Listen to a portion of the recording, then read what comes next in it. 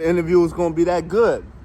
But anyway, the interview was, if you watch Say Cheese, he has a YouTube channel. He's been making content for years.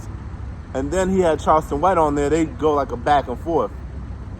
But the conversation was actually pretty good. If you know Charleston White, he's a shock jock. He's going to say some crazy stuff. But the conversation is really what I talk about a lot on there too. On YouTube, Facebook, or Instagram, wherever you're watching this from. And the content, the interview was pretty much about growth, right? So you got Charleston White saying, hey, and it ties into a lot of things about arts, the arts and whatnot. If you understand, like if you part of the arts, right? If you're a musician, writer, singer, producer, audio engineer, whatever, you know what I'm saying? If you're in the arts, graphic designer, you understand only about like 5% of people in these spaces are making a living off of it. It's really hard to make a living off the arts. And when it's really hard making a living off the arts, what ends up happening is you find different people who are in these spaces for different reasons, right? You have people who went to college for it, some people who didn't go to school for it, some people who just like to do it, some people who are chasing fame, notoriety, or something of that sort, right?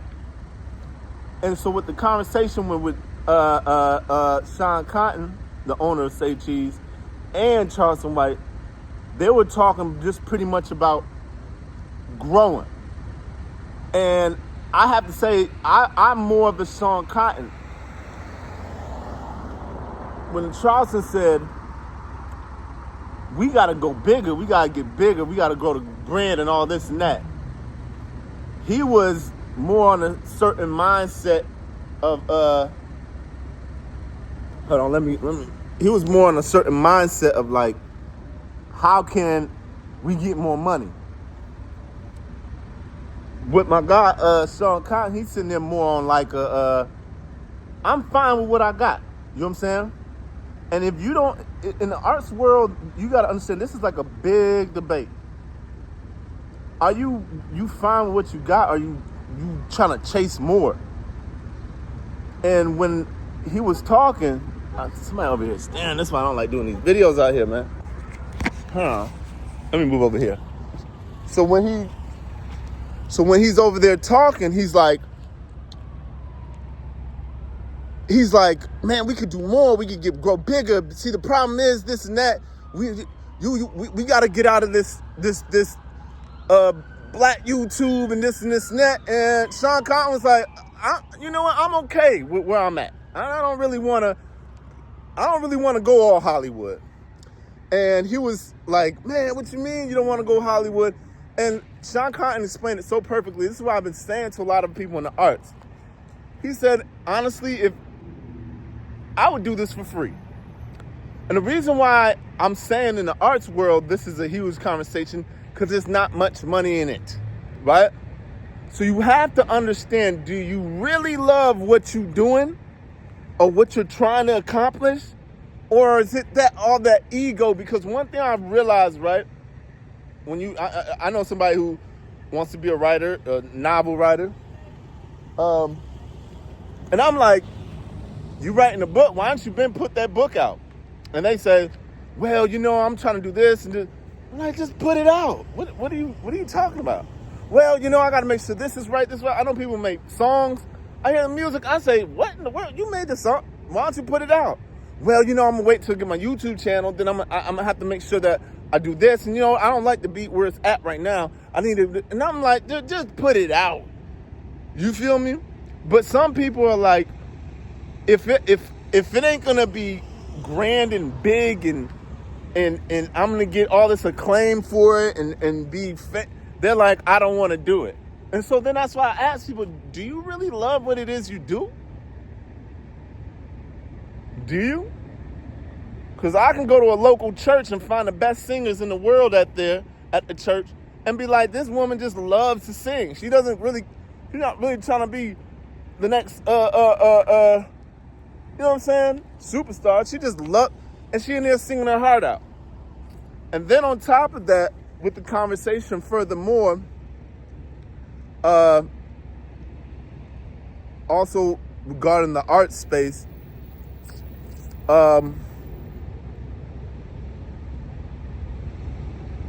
you have to be very, how do I say this? And this is the reason why I do, like for instance, someone might say, what I'm doing is not an art.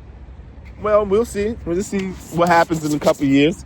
But once again, once you are entering those spaces, you start realizing, because the arts is not like it's not like a doctor. You know what I'm saying? A doctor, you go to school, you get a degree, you're in the hospital. Arts are more like, how do I say it? It can be very cliquish. Like, are you in the right clique? Are you right around the right people? Are you saying the right things? Because one thing that Sean Cotton said was, the thing about when you try to go extra big, you gotta kind of like, especially if you're a black man, you gotta tap dance a little. You're like, who is this guy? You gotta tap dance. You can't really speak your mind. Like the stuff I say on here, oh no, I know I ain't making no money.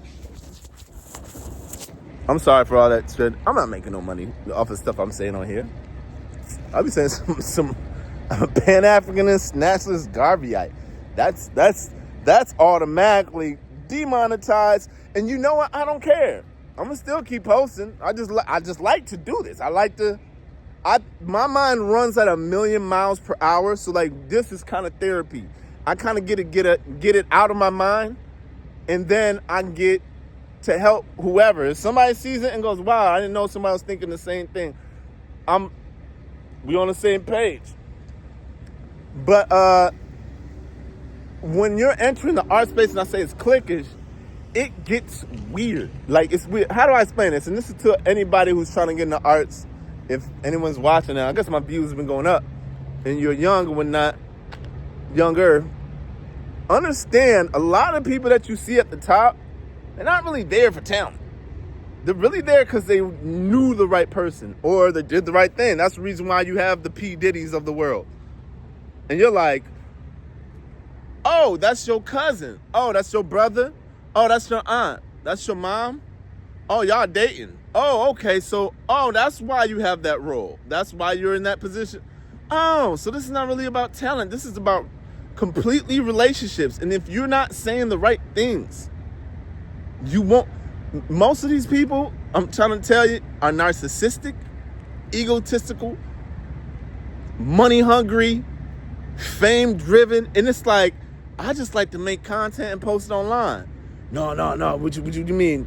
And that's what the conversation was with Sean Cotton and Charleston White was like.